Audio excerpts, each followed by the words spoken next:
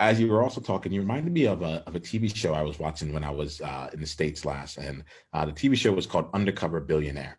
And it was about a billionaire who had like multiple billions and said, I've always said to my friends that if you put me anywhere in the US, give me 90 days, a phone and a beat up pickup truck. And I bet you I can make have $1 million business, have $1 million valuation business. Right. And he's like, so he used his own money and he made it, like bought a crew and went and did this experiment.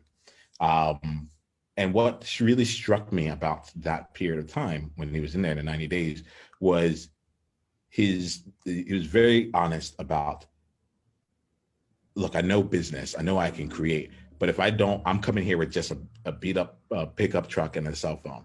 If I don't have my housing situation and my food situation taken care of, I can't even really get into the business created. So let me go first and go and say, for the next 90 days, how much do I need to set aside to be able to not have to worry again about any living expenses? Yeah. Right. And he made that really real. He's like, this is just the number that I need. And I'll do whatever it takes for me to get that money in so that that's done. And then I can go create a business.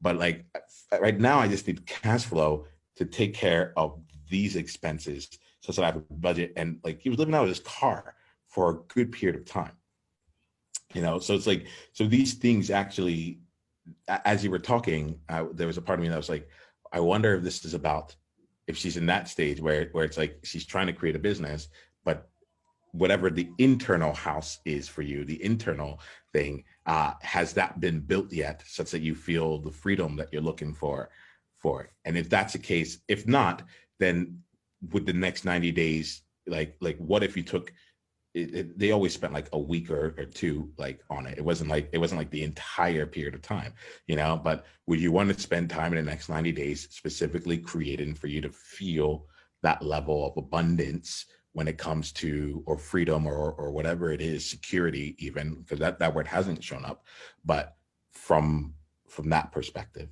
right?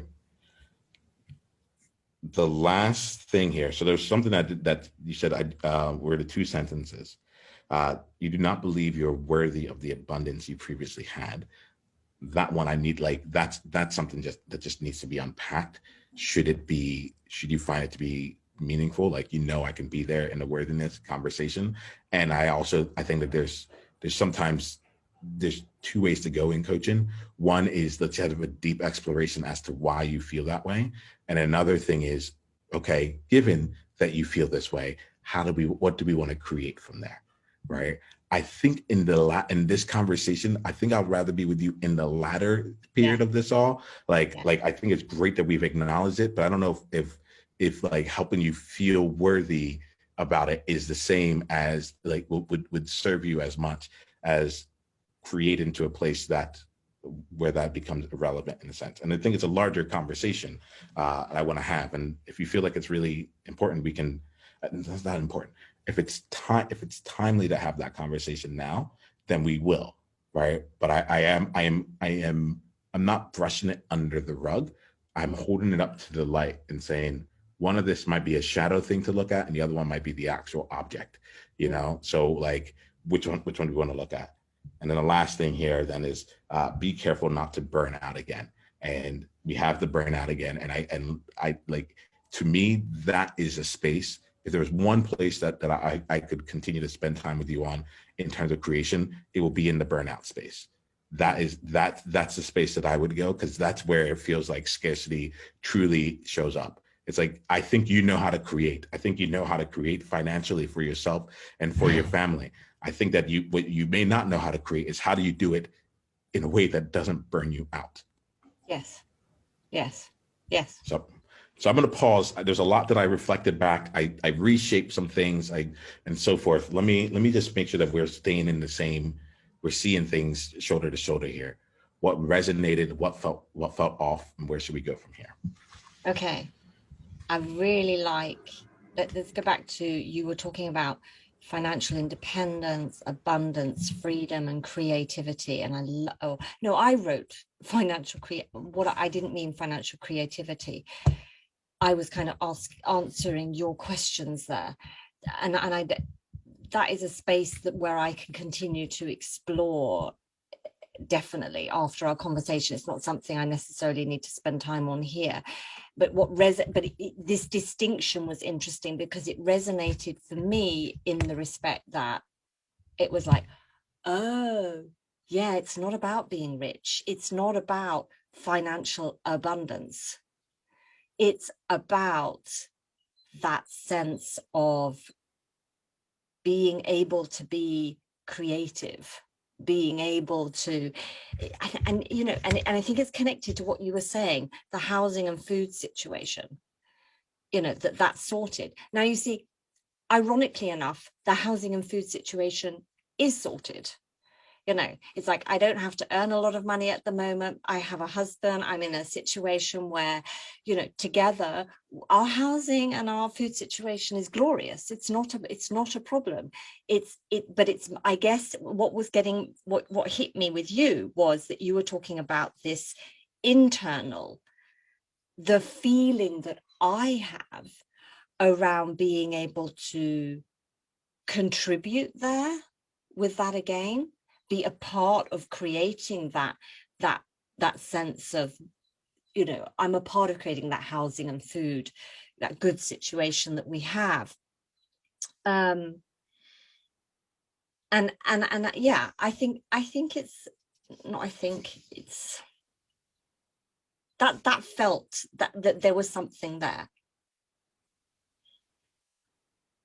And again, I was also thinking it's not just the housing and food situation. I think it's like this sense of housing and food situation, and there's some money in the bank, I'm saving, something is happening there. And it's not about, oh, I'll be happy when I have 5 million in the bank. It's not about a large sum of money. I think it's about being in this process, that this is up and running and it is moving, and it is, you know, moving and flowing in whatever way it moves and flows, but it's moving, it's happening. And it's always happening. And as an entrepreneur, you know, you earn more some days and less other days, and that's not, you know, it's not like I'm looking for the, I have to have a salary and I'm saving every month. It is this feeling of, I'm in the flow, I'm creating, money's coming in, money's coming out, I'm part of the housing and food situation. And I'm also, you know, I have a portfolio that is growing, that it's doing its stuff, and I can be creative with. It's expanding my possibility to be creative. And I think, you know, when you were saying that, it was that was where I was landing in my happy feelings. That was interesting. That was like, and it wasn't being, oh, I want to be financially independent from my husband. It's like, no, actually, that's not really interesting for me. You know, Not where the joy lives, right there, right? no, it's a different thing. So that was that section. And then just to finish off as well, when you, or these two things, worthiness and burnout. I think you're right there.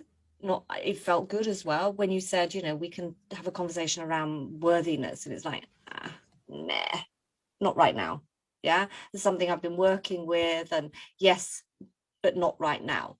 I would love to have a conversation where we're talking about from where I feel creating. That's good, you know, not the why are you feeling like this, but what, you know, you are feeling this, right? Let's create from here. That's, for me, feels so much more powerful today, and something that I can, you know, I'm it's almost kind of like I'm fed up with being in the swamp of analyzing why I'm worthy or not worthy. That's not moving me on. It's almost like you've got stuck there, Philippa. Now is actually the time to do take the steps out of that swamp. And then that was really interesting what you said as well about the burnout and the scarcity, linking those together, because of course that's it. That's completely it. You know, it was that fall was kind of like a lesson to me or I took it, that was the story I told myself, is that, oh no, there isn't abundance in the world. There isn't, there is a stop somewhere. There is it's not enough. And that it could be there that something is happening here, that I didn't have enough energy. I didn't have enough energy for a long time to even read a whole article, let alone a book. My brain was so frazzled. So then it became scarce. Yes, this sort of scarcity, I think, very much being in this really weird sensation of living in scarcity. Yes, in a world of there are limitations all the time to what I am capable of doing. And so now, when I feel, and have been like this for a couple of years now, when I feel that I'm, people say, oh, it takes as many years for you to burn out and to recover and blah, blah, blah. And it's taken me years, but it's like, I feel I'm back now. It feel like this is, my brain is at max capacity again. I've healed my brain, I've healed my body, and I've learned an enormous stuff along the way, so that I'm not going to land there again.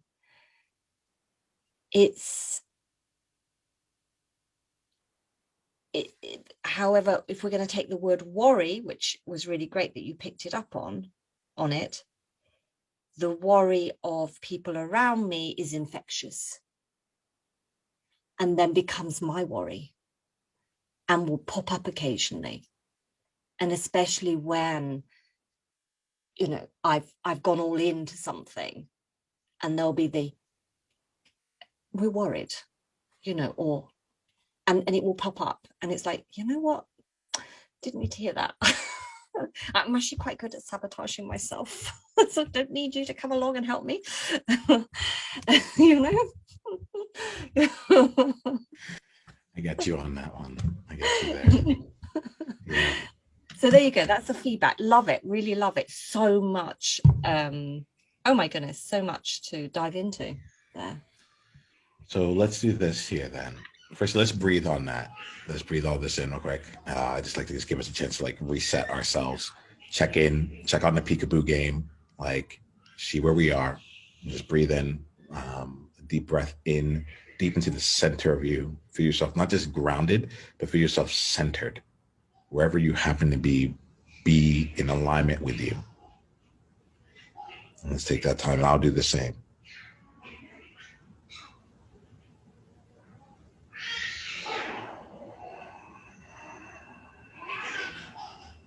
And if you can, allow the joy within you to continue to grow from this centered place. Maybe you're helped out by the laughter of a young child laughing in the background. Bring that in and allow that to come in. When you're ready, then let's go ahead. We'll continue from there. It's the World Joy Movement. Yeah. What was your greatest insight from this conversation? And if you want to come and be a part of a conversation like this live, it's really simple. Just go to beworldjoy.com and come introduce yourself, and let's take the conversation to the next level, because you're there now. All right, let's play.